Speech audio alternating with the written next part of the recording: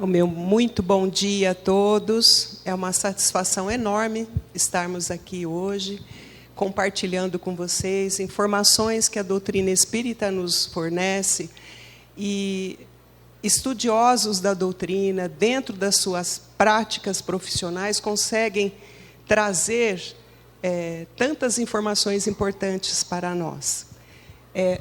Hoje, pensando um pouquinho essa semana sobre o dia de hoje, lá em nossa casa de trabalho, em Ribeirão Preto, nós também temos uma atividade semelhante à de vocês aqui, aos domingos, onde nós procuramos trazer a família para o centro, né? Com atividades para os jovens, para as crianças, para os pais no salão.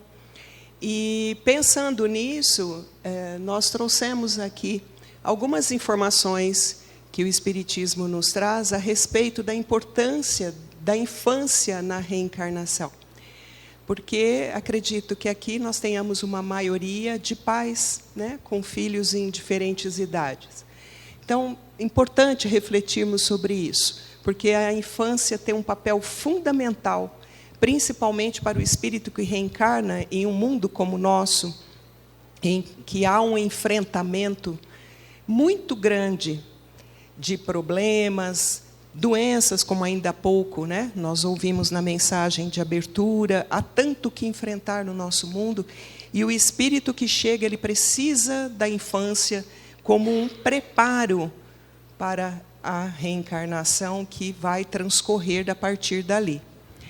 Então, pensando nisso, né? Vamos avançar um pouquinho. Lá na questão 383 do Livro dos Espíritos, Kardec coloca ao Espírito Verdade qual é para o Espírito a utilidade de passar pela infância. Quer dizer que Kardec já se preocupava com essa temática por ocasião do Livro dos Espíritos. E a resposta, o Espírito, encarnando para se aperfeiçoar, é mais acessível durante esse período as impressões que recebe e que podem ajudar o seu adiantamento, para o qual devem contribuir aqueles que estão encarregados da sua educação. Então, não importa se é um filho biológico, se é um filho adotivo, se às vezes a criança precisa de cuidados de terceiros, né? Avós, tios, já há décadas, na medida em que a mulher foi saindo de casa para realizar-se profissionalmente, muitas vezes precisa delegar parte do dia, né, de cuidados da criança, terceirizando esses cuidados com outras pessoas. Então, muito importante, porque Kardec coloca aí aqueles que são responsáveis pela educação da criança, todos os envolvidos. Lembrando aí que a escola transmite uma educação formal. Alguns conceitos podem auxiliar na formação moral daquele espírito recém-chegado à encarnação. Mas a educação moral se faz em casa, né? Não há como nós delegarmos isso. Então, sabemos que quando o espírito reencarna, ele é um espírito que já traz experiências do passado, né? A gente olha aquele bebezinho tão frágil, depois aquela criancinha que começa a dar os primeiros passos. Quanta alegria a gente sente de acompanhar o desenvolvimento da criança já na primeira infância. E ficamos sempre pensando nessa fragilidade, mas nós esquecemos, muitas vezes, que o espírito pode ser até um espírito mais velho do que nós mesmos, com muito mais experiências do que nós, pais, temos. Então, é um espírito que retorna às lides reencarnatórias.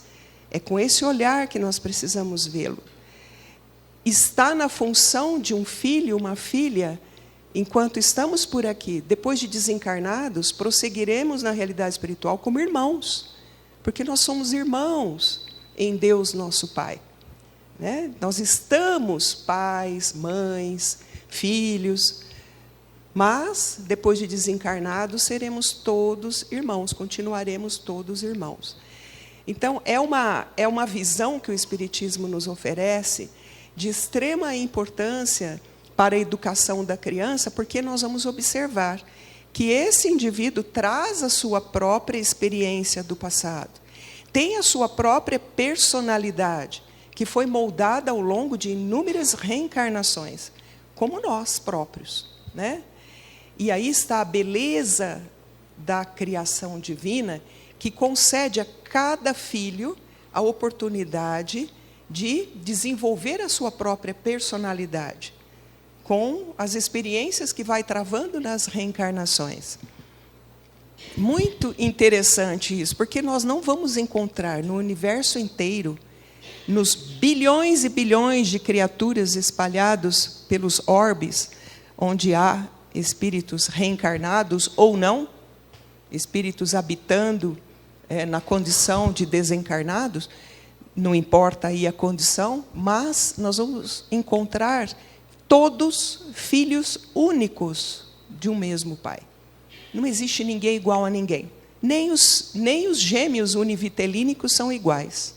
Quem tem filhos gêmeos univitelínicos, eles são idênticos fisicamente, mas, em termos de personalidade, são completamente diferentes.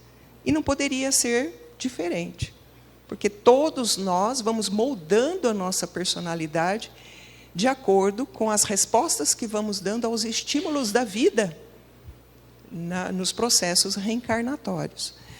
Então, como que essa bagagem de experiências que a criança traz, né, o espírito na reencarnação traz do passado, como essa bagagem pode ajudar esse espírito na atual encarnação? Isso que a gente quer ver aqui, tá? Então, quando o espírito reencarna, ele sofre o esquecimento do passado, porque nós vemos no Evangelho, segundo o Espiritismo, que seria muito perturbador lembrarmos de determinadas experiências do passado. Quais sejam? Experiências traumáticas, que muitas vezes iria trazer-nos muita angústia, né, para a atual encarnação, a lembrança de determinados relacionamentos, vamos colocar assim, que nós tivemos frustrados no passado, com pessoas que hoje estão na função de pai, de mãe, de irmão, de filho. Já pensou a gente olhar para um parente tão próximo que hoje nós aprendemos a amar? Olharmos para esse familiar e lembrarmos que no passado nós tivemos lá um relacionamento conturbado com essa pessoa, que possa ter levado ao desencarne de um ou do outro em condições drásticas, seria horrível. A mesma coisa com relação à condição socioeconômica. Uma pessoa que se lembrasse que, numa encarnação qualquer, né, tinha uma condição socioeconômica privilegiada, talvez se sentisse demasiadamente vaidoso, orgulhoso na encarnação atual. O mesmo para aqueles que se lembrassem muitas vezes, puxa, fui escravo. Oh, nossa, tive uma condição socioeconômica horrorosa. Até desencarnei mais cedo, passava fome. Essas coisas todas seriam muito perturbadoras. Seria muito difícil para nós, na condição atual nossa de evolução, vamos dizer, enfrentar essas lembranças com equilíbrio. Provavelmente não conseguiríamos. E Deus, que tudo sabe, então nos concede a bênção do esquecimento do passado. Então nós retornamos para a encarnação, o passado fica temporariamente apagado, mas ele está presente no nosso inconsciente, né? Não, ele não foi apagado totalmente, ele está no nosso inconsciente, que representa a nossa memória remota, a memória de tudo que já fizemos, que já fomos, né? Isso para que a gente retome uma nova reencarnação, trazendo novas propostas de aprendizado, de trabalho também, por que não? E possamos continuar o nosso processo evolutivo.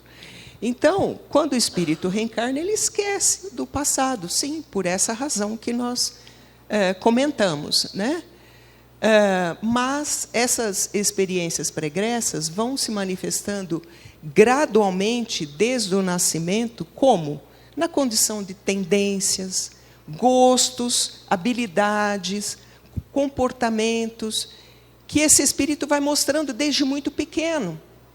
Não é? Porque ele traz dessas experiências um aprendizado. Isso vai se manifestar na personalidade dele, os gostos que ele vai ter, tendências, habilidades. Às vezes, desde muito pequeno, tem habilidade para uma determinada profissão que ele vai assumir mais tarde, porque ele percebe que, dessa forma, ele tem condições de prosseguir aprendendo mais. Então, muito interessante isso, porque, prestando atenção na criança desde muito pequeno, nós vamos percebendo isso. E vamos percebendo, inclusive, as más tendências também, porque somos imperfeitos. Então, a criança não é aquele anjo, né? Como a gente normalmente nomeia, entendimento que se tinha do passado. É um anjo de total inocência. Não é bem assim. Nós vamos perceber também, desde muito pequeno, algumas más tendências, porque todos temos ainda. Todos temos. Então, a gente percebe, às vezes, um ciúme exacerbado, às vezes, inveja de um coleguinha. É difícil para os pais perceber isso, né? Mas, se a gente prestar atenção, nós temos condições de trabalhar com isso e ajudá-los a vencer essas paixões inferiores, que, às vezes, são cultivadas por muitas encarnações, por falta de melhores estímulos, né? Felizmente, agora nós temos o contato com o Espiritismo, que vai nos esclarecendo tudo isso e nos possibilitando novas ferramentas para abordarmos a criança nesse processo, né? Então, a gente precisa, sim, acompanhar o desenvolvimento natural, progressivo da criança e oferecer-lhe estímulos para algumas condições que são importantes a gente observar. Por exemplo, o despertamento do potencial que ele já traz e que se encontra temporariamente adormecido. Então, nenhuma criança é uma folha em branco. É uma folha em branco que não é. Isso não existe, né? Então, existe um potencial ali, que já vem sendo trabalhado. Isso fica muito evidente nas crianças que trazem genialidade, né? Então, uma criança que é gênio, não é Deus que pegou a varinha mágica e fez plim, pronto, a criança nasceu gênio. Aquilo é resultado de muito trabalho, muito empenho daquele espírito naquela área em que ele foi acumulando conhecimento, ele foi desenvolvendo-se naquela área, culmina com a genialidade, né? Assim, é uma habilidade para a música, por exemplo, para a ciência, né? Então, as crianças vão mostrar desde muito pequenos, às vezes, uma genialidade. Então, não é um dom que Deus concedeu, não é algo assim, um privilégio, é resultado de empenho daquele espírito, né? Então, a gente pode reforçar, mas não só para quem traz genialidade, claro, para todas as crianças, porque todas as crianças trazem um potencial, né, de aprendizado que vai se mostrando pelas vocações desde pequeno, né? O que gosta mais na escola, o que chama mais atenção dessa criança, que tipo de conteúdo escolar, né?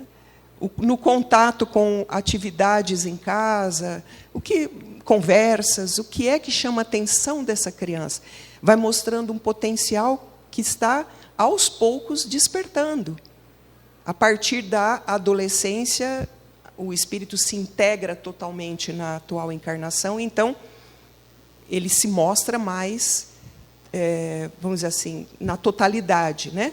Mas, na infância, ele vai aos pouquinhos se mostrando. Outra condição interessante, como eu já comentei, é a correção das más tendências que nós vamos observando também. O desenvolvimento das demais potências da alma, porque nós somos imperfeitos. Então, mas eu noto, meu filho, minha filha, é muito bom, ele é educado, a gente está conseguindo educar bem, tem boas maneiras, mas é muito orgulhoso, não admite um não admite ser contrariado. Então eu preciso...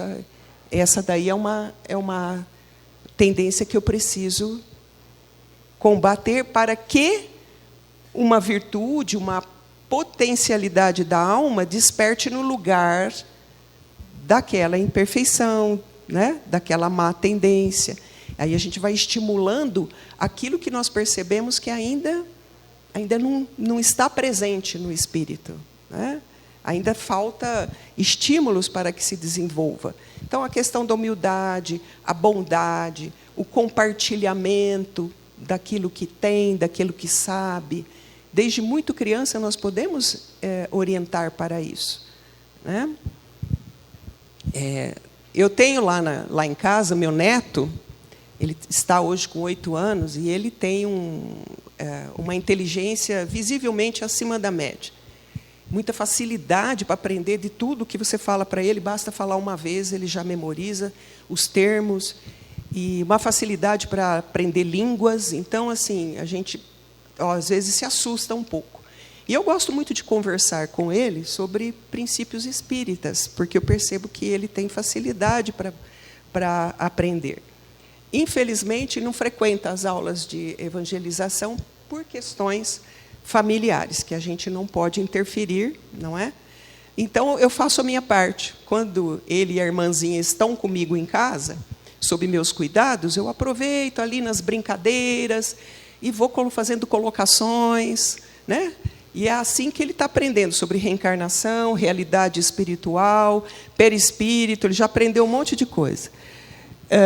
Mas é um espírito orgulhoso. A gente nota que é um espírito orgulhoso, né?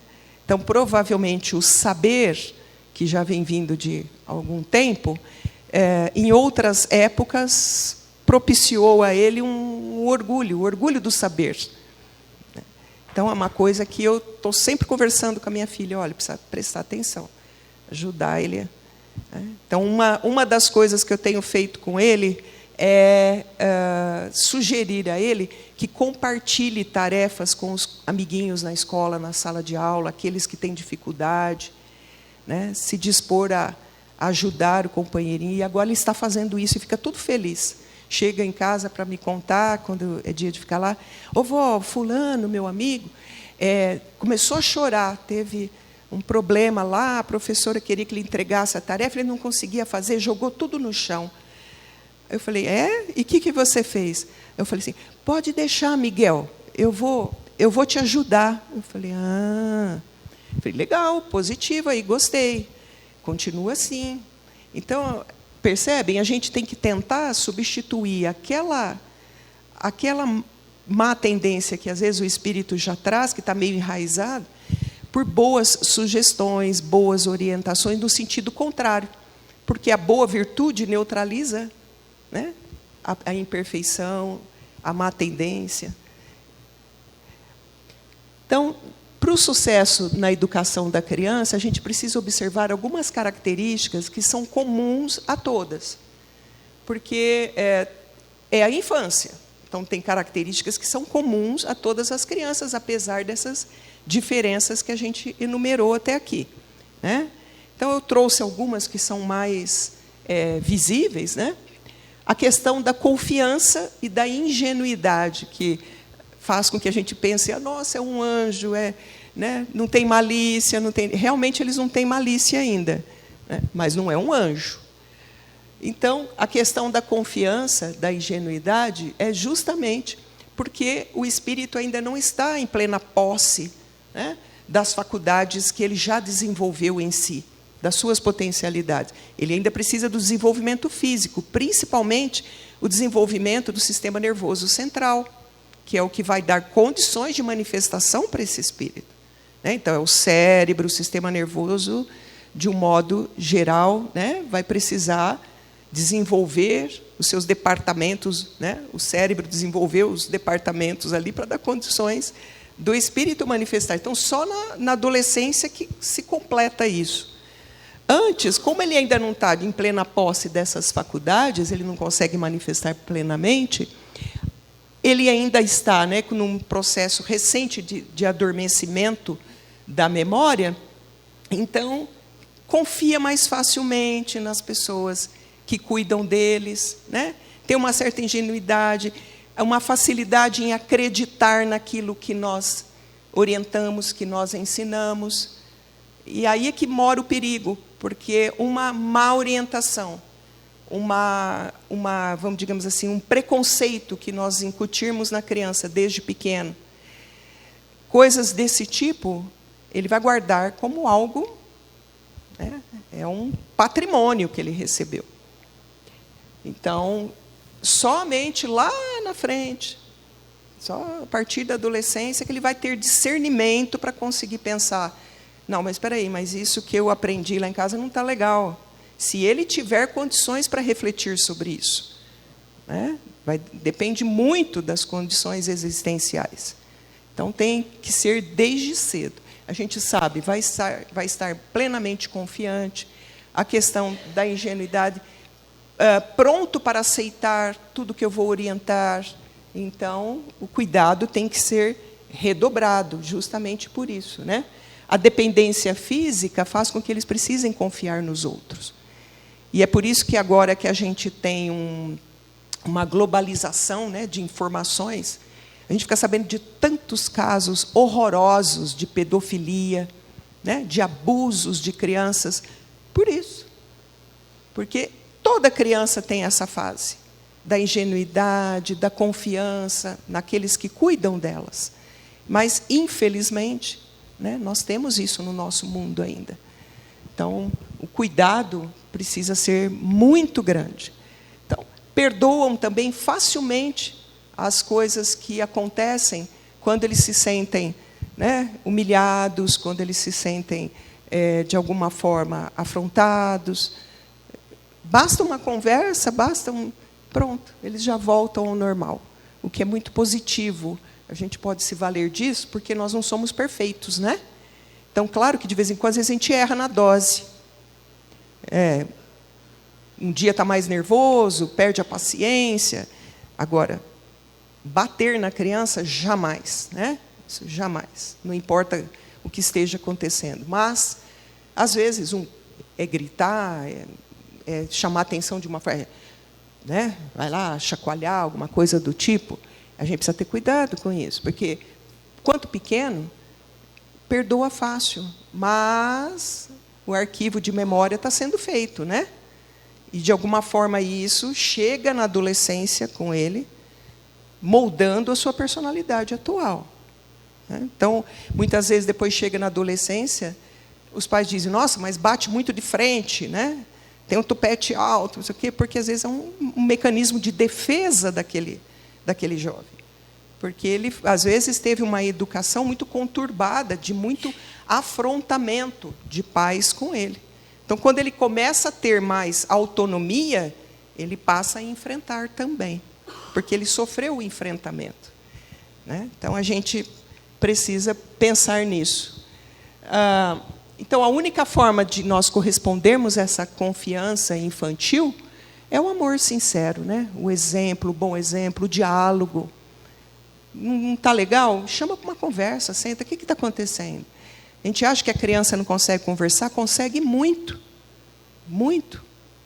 A gente adquirir o hábito de explorar o que está acontecendo, o universo íntimo da criança, ouvi-lo. Né? Às vezes, os pais passam o dia todo fora de casa, chega à noite e não tem muita paciência, porque já está cansado. Né? Quer comer, tomar um banho, dormir. Às vezes a criança quer contar alguma coisa. Porque hoje, lá na escola, aconteceu não sei o quê. Ah, tá. Ah, é? Uhum. Então, a gente perde a oportunidade do diálogo, do ouvir, né? E do conhecer aquela personalidade que está despertando. Outra característica comum a todas as crianças é a curiosidade e o interesse. Né? Toda criança tem a fase do porquê. Mas por quê? Por que isso? Por que aquilo? Por que não? Por que sim? Também se deve ao amortecimento dos conhecimentos que já adquiridos, né? Como temporariamente está tudo lá adormecido, vai despertar aos pouquinhos, então ele tem curiosidade. E isso é muito bom. Então, a necessidade de reintegrar no mundo faz com que a criança faça muitas perguntas.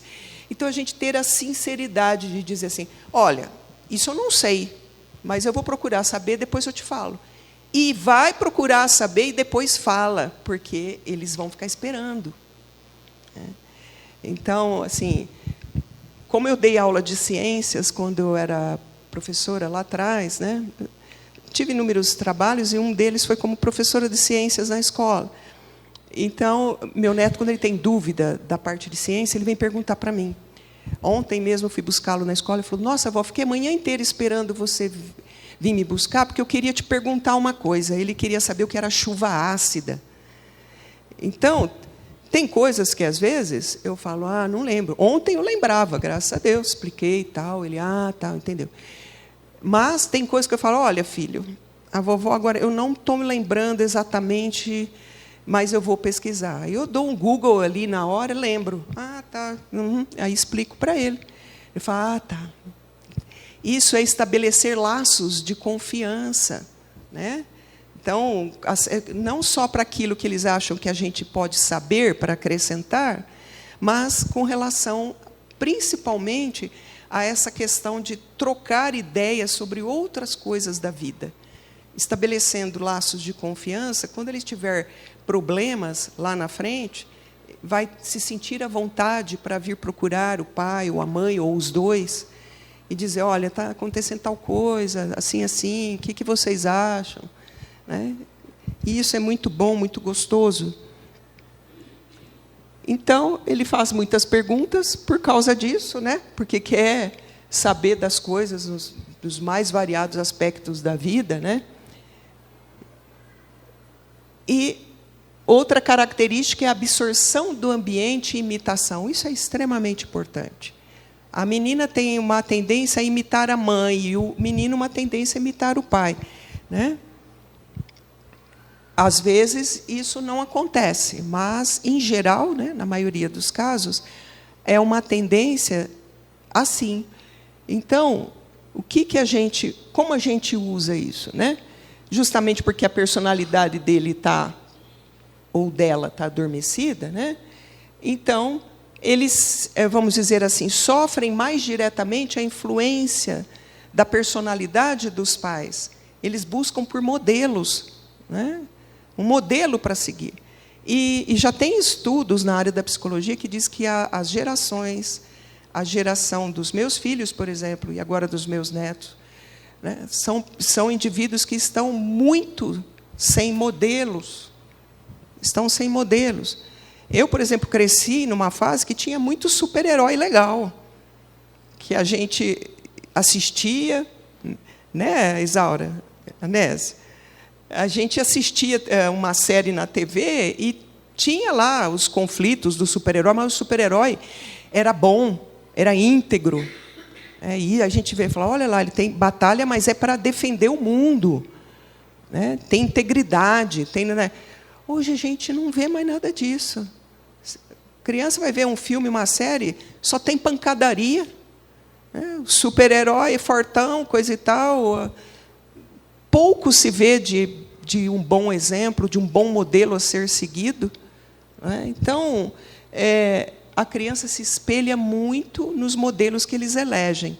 E esses modelos, normalmente, estão em casa, na figura do pai e na figura da mãe. Né? Então, a gente se preocupar no que é que nós estamos transmitindo de modelo.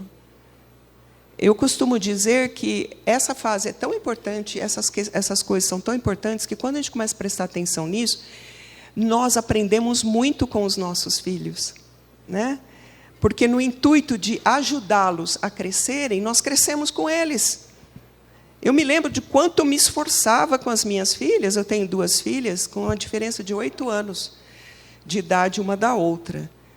Então, eu me lembro que quando uma estava já grandinha, a outra nasceu. Quando a mais velha entrou na adolescência, a outra ainda era criança. Então, eu tinha que me desdobrar, porque eram 2 fases totalmente diferentes, que exigiam de mim atenções e cuidados totalmente diferentes. E o quanto eu aprendi nessa fase com elas. Aprendi muito. A questão da sinceridade, né? Tem gente que até reclama, fala: nossa, mas às vezes a gente toma umas lambadas da criança. E, gente, eu adoro isso. Se você perguntar para uma criança: você gosta do fulano? Não. a gente fala, então, né? A gente tem a máscara social, né? Não é que eu não gosto do fulano, é que a gente, assim, parece que não se entende muito. A criança já é taxativa. Não gosto. Por quê? Por causa disso, disso, disso. Pronto, fim. E aí, né, essa sinceridade é boa, mas a gente sabe que com o tempo ele vai perder, né? Porque nós vamos ensinando como se comportar em sociedade, a ser mais tolerante uns com os outros, né? Tudo isso também é aprendizado. A aceitar um pouco a opinião dos outros também, né? Não é só a minha opinião que é importante, não. Então a gente vai ensinando, tudo bem, mas enquanto é criança, eles têm essa sinceridade, essa espontaneidade, justamente porque a personalidade, né, ainda está em estado latente, ela não tem essa patologia que é comum a todos nós, que é a dissimulação, né? Então a gente às vezes está na pior, vem alguém e pergunta, você está bem? Estou legal. Só Deus sabe, né, como é que está. Mas a criança não é assim. Se ele não estiver legal, ele fica emburrado no canto lá e acabou. Está preocupado em agradar ninguém. Oi.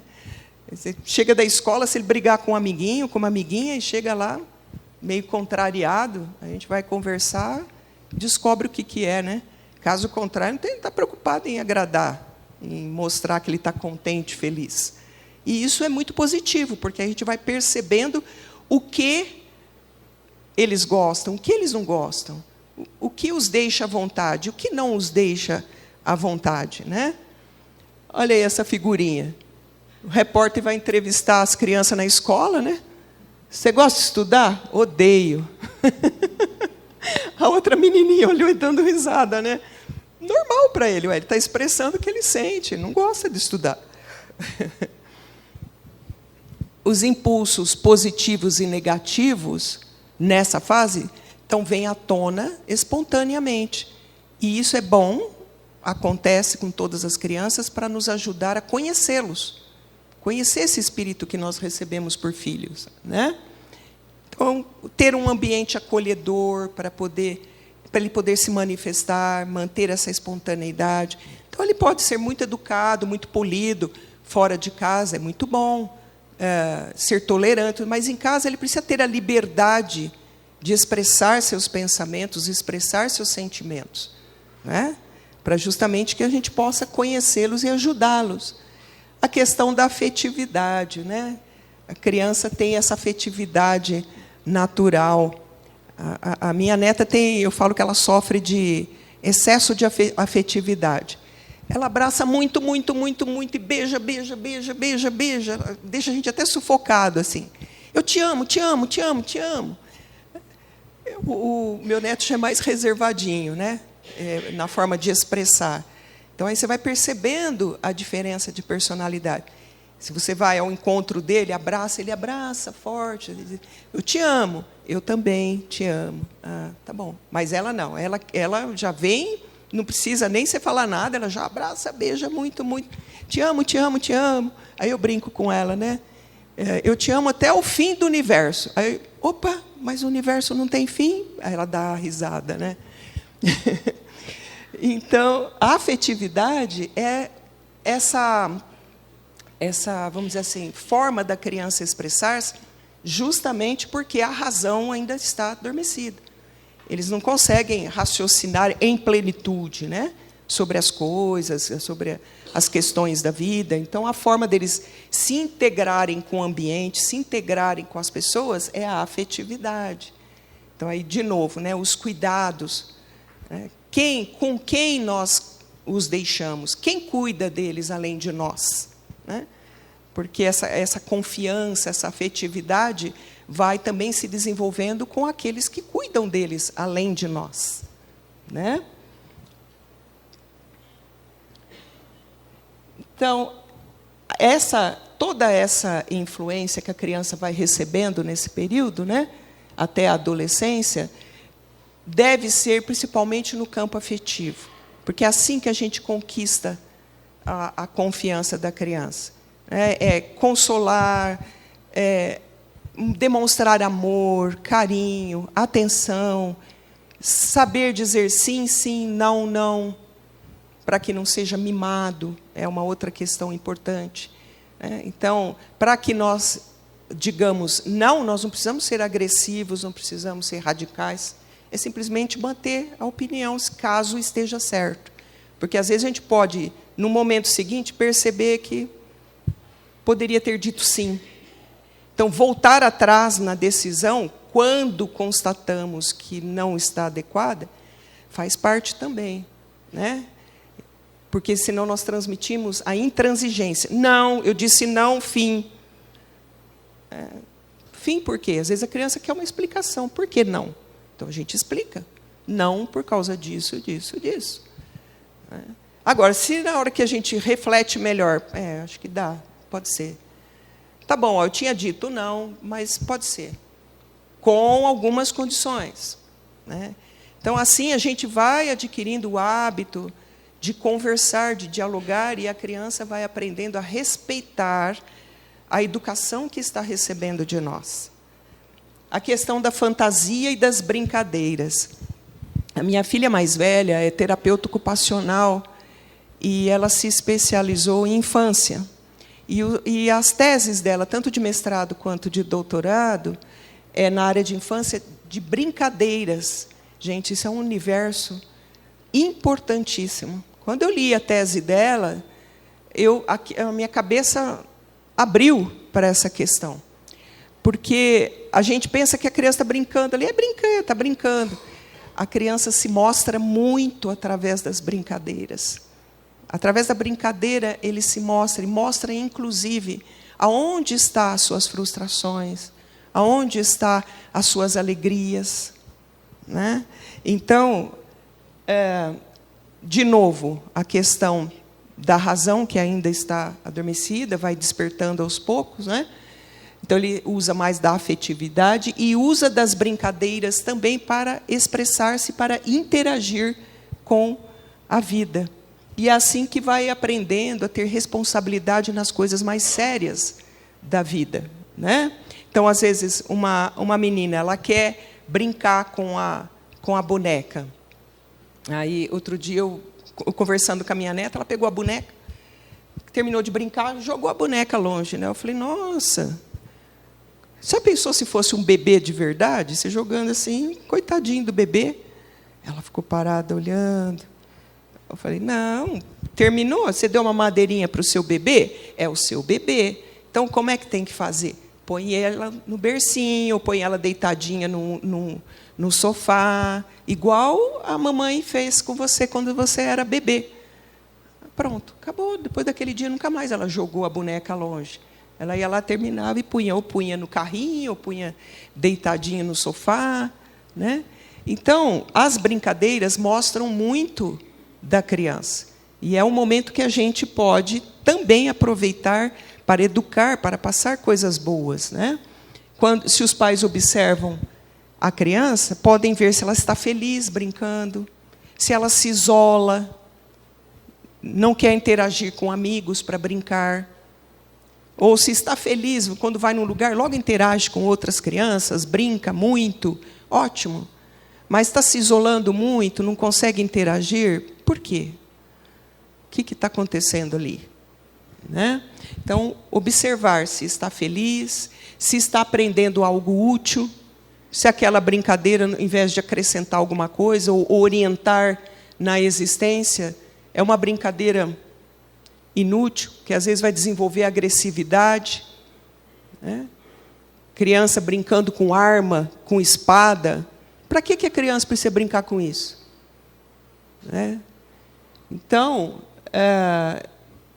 observar, os brinquedos são coisas que estão desenvolvendo potencialidades boas, coisas úteis para aquela criança, isso importa muito, né?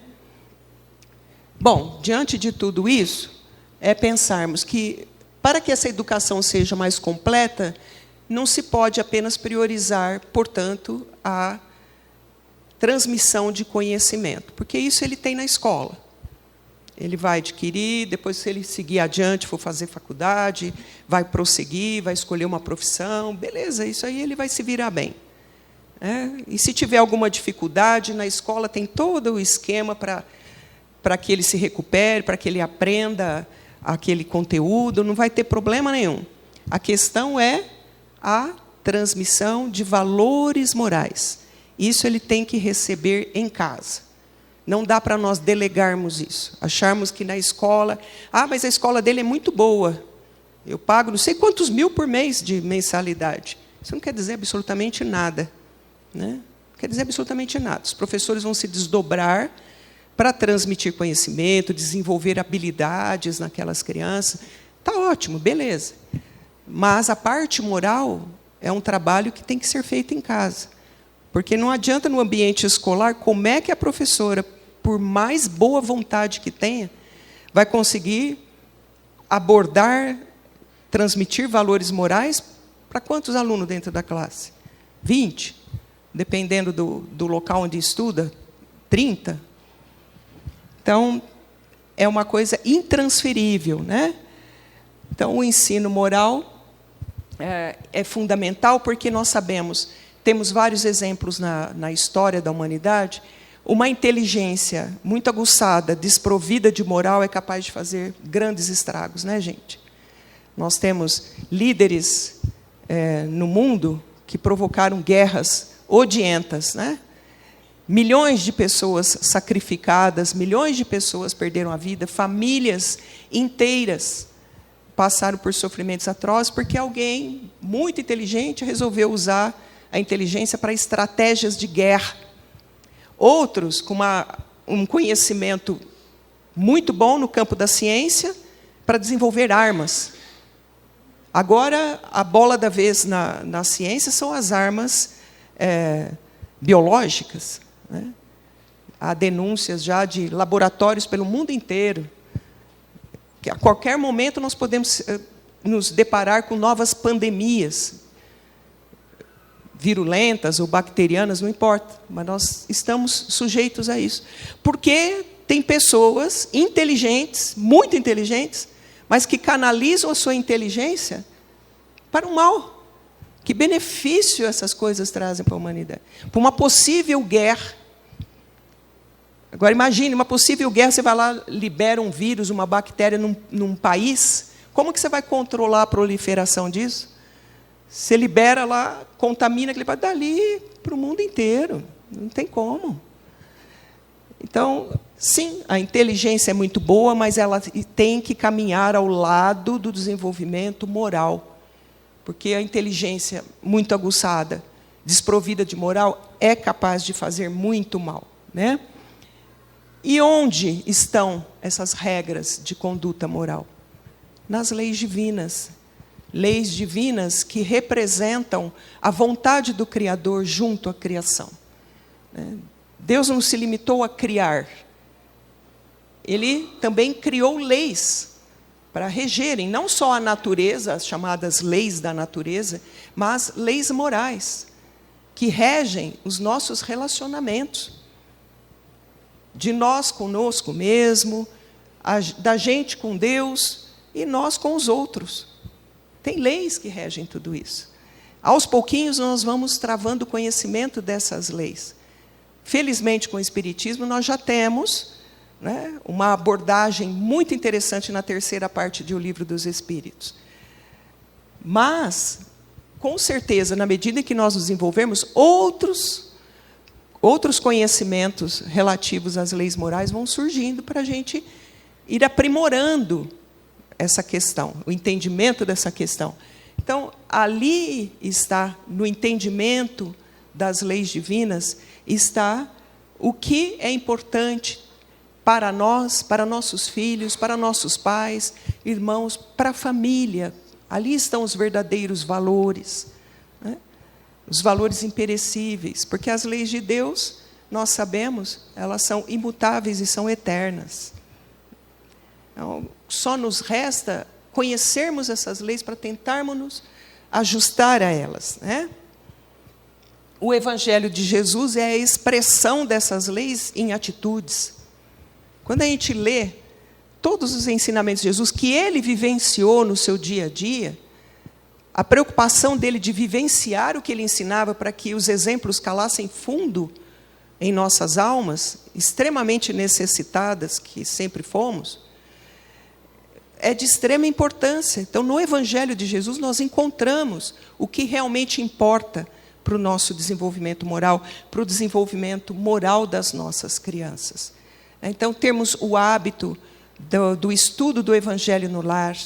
Eu não gosto dessa palavra, o culto do Evangelho no lar, porque no Espiritismo a gente não tem cultos, né? Eu gosto do estudo do Evangelho no lar, porque é um estudo que nós precisamos fazer em família. Reflexões.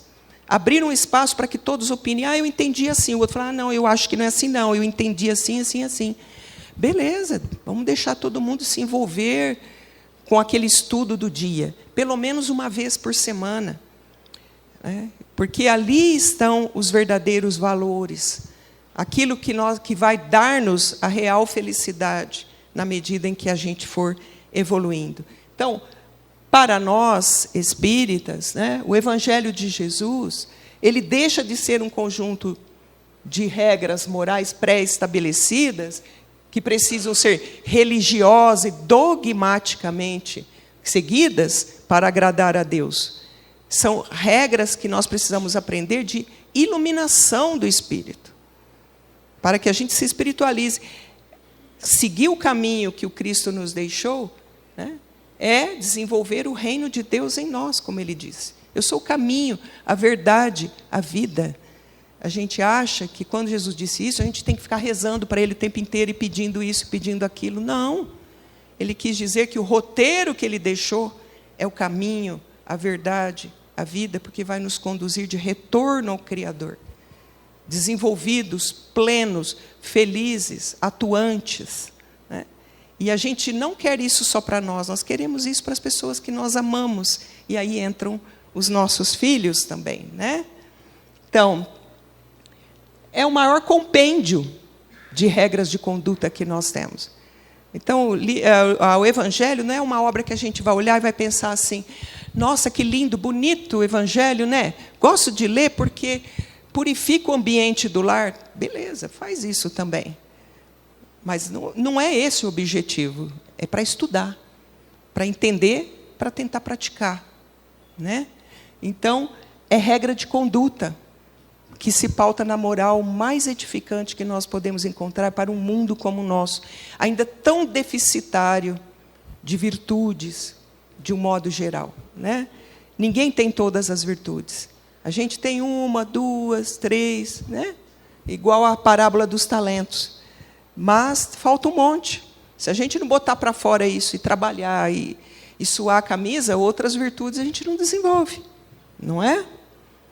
Então, para a gente já partir para os nossos encerramentos, para a vivência prática do Evangelho, então, no lar, na educação dos nossos filhos, para que a gente consiga dar o melhor de nós, porque, vejam, uma criança bem educada, moralmente falando, pautado em valores verdadeiros para a alma, se no futuro, na fase adulta, não se tornar uma boa pessoa, os pais ficam em paz com a sua consciência, para dizer, eu fiz o possível, eu transmiti o melhor que eu podia, fiz a minha parte, trouxe para o centro, participou da evangelização, participou da mocidade, fazia evangelho no lar, a gente estudava juntos.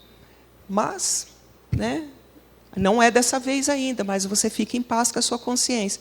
Agora, difícil é ver um filho chegar na fase adulta, não oferecer para o mundo um comportamento adequado e a gente começar a perceber, puxa, eu podia ter ensinado isso, eu podia ter ensinado aquilo, eu podia ter dado um exemplo melhor e não fiz isso. Aí é que o bicho pega. Porque nós aprendemos no Espiritismo que seremos cobrados da responsabilidade que o Pai nos dá de pais, da função de pais nessa reencarnação. Então, nós vamos responder por essa função. Caso a gente não cumpra adequadamente, a nossa consciência que vai nos acusar. Não vai vir Deus botar um dedo na nossa cara, você não fez. Não. Mas a nossa consciência que vai depois se elaborando, até o fim da vida, depois quando a gente parte para a realidade espiritual, é a consciência que vai cobrando. Puxa, poderia ter feito isso, poderia ter feito aquilo, né? Então, nosso intuito hoje é despertar o interesse de todos para isso. Sempre buscar dar o melhor de si. Se esforçar. E, quando errar, reconhecer humildemente. Errei, não foi dessa vez, não acertei. Se tiver que pedir desculpa para o filho, pede desculpa para o filho. Vou começar de novo. Vamos começar de novo?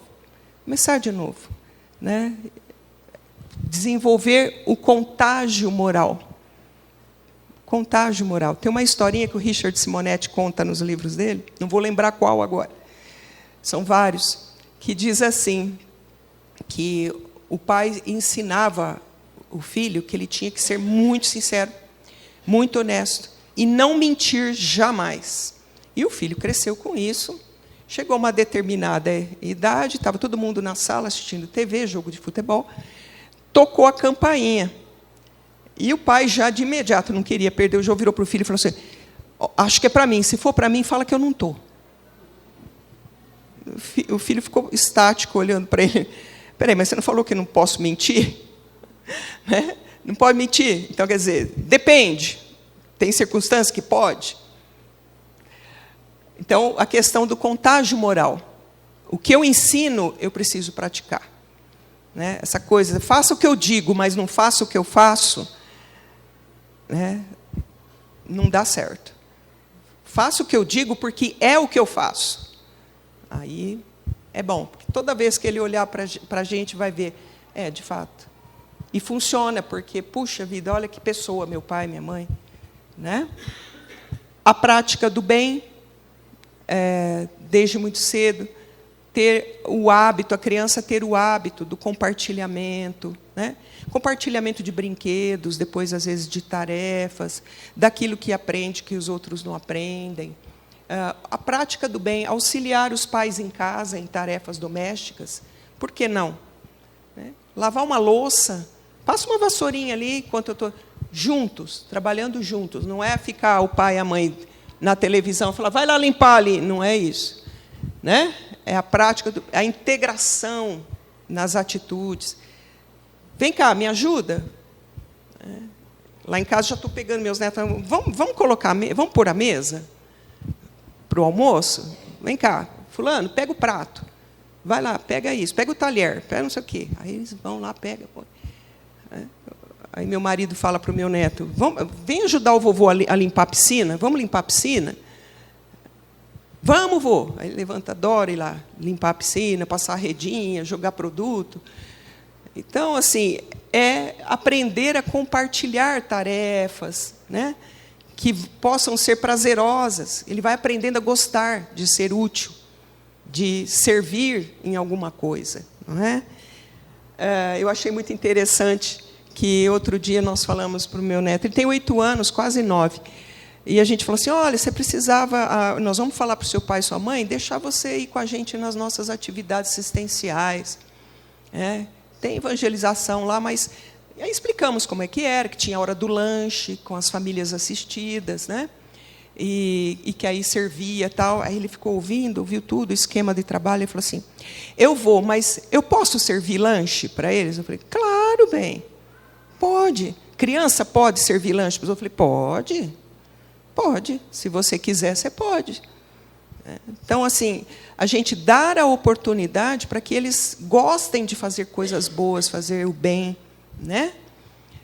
O diálogo, a gente comentou até agora, né? Imprescindível, porque estabelece laços de confiança, e o amor, né, gente, que tem que estar direcionando tudo. É claro que nós amamos nossos filhos, amamos nossos netos, isso é inquestionável. Mas eles precisam sentir isso nas nossas atitudes, nas determinações, nos diálogos. Eles precisam sentir-se amados, para não ter que buscar amor fora de casa, que eles não vão encontrar, né? Amor de verdade, eles vão encontrar em casa. Tá? É isso. Então, espero, é uma singela contribuição, né? Resultado de estudos de anos nessa área, que a gente também trabalha com evangelização, com mocidade, né? Então, assim, espero que esses apontamentos breves possam ter trazido alguma colaboração. Que Deus, nosso Pai, Jesus, nosso Mestre, nos abençoe, nos ampare, nos proteja. Desejo a todos um excelente domingo em família. Obrigada.